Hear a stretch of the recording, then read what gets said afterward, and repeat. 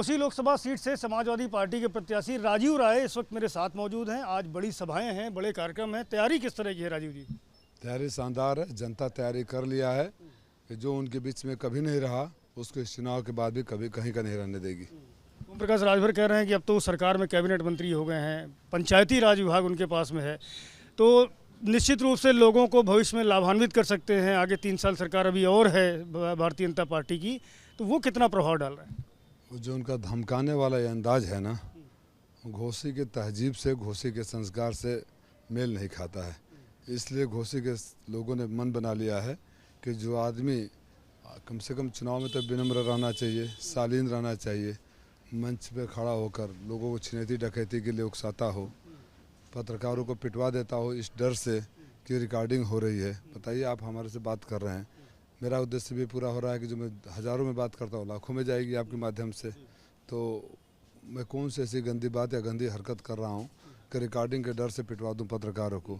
Road पर चलते समय ट्रैफिक जाम हो गया, प्रोटोकॉल ताम झाम के साथ चला नहीं, लेकिन यहाँ तो चुनाव आयोग अंधा बारह बना बैठा है। पद्मेश तिवारी नामक एक युवक की गाड़ी फंस जाती है, उठ के पिटाई हो जाती है, प्रधानों को धमकाया जाता है, मदरसों के टीचरों को धमकाया जाता है, माइनॉरिटी को धमकाया जाता है। उनकी मजबूरी है कि वोट दे। लोकतंत्र में जो जनता का आशीर्वाद चाहता है उसकी मजबूरी होती है कि जनता की सेवा करे, जनता के सुख दुख में रहे। तो जनता को, मालिकों को जो मजबूर समझ रहे हैं, अपने को घोषित कर रहे हैं कि नगर के, ज़िले के पंचायत अध्यक्ष फलाने हैं, इनका मालिक मैं हूँ, तो जो लोग अपने को मालिक घोषित करते हैं उनको जनता उनकी हैसियत और औकात बताने का काम करेगी। इस तरह की बॉडी लैंग्वेज क्यों है आखिरकार ओम प्रकाश राजभर? चिराग बुझने से पहले भड़कता जोरों से है। तो ये इनकी जो है ना पोल खुलने वाली इस चुनाव में, इनके बाद जो हैसियत इनकी रह जाएगी, बाबा भी इनसे बदले गिन गिन के लेंगे, चुन चुन के लेंगे। आए तो उन्होंने क्या बाबा बोल गए कि देखो उसने अपने बुढ़ापे का सहारा छड़ी अपने बेटे को दे दिया।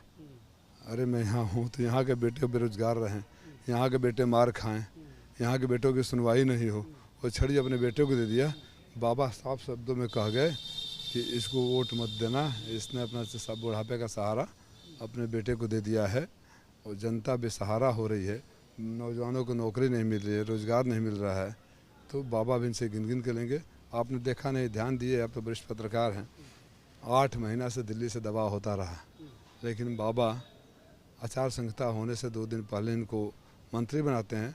आचार संहिता के खत्म होने के 2 दिन के अंदर इनको रुखसत कर देंगे जब यहाँ से जमानत जब्त हो जाएगी। कल मैं योगी आदित्यनाथ से गोरखपुर में बातचीत कर रहा था, तो उनका ये कहना था कि विपक्ष में न कोई नेता है न कोई नीति है, ऐसे में 400 पार होना तो स्वाभाविक है।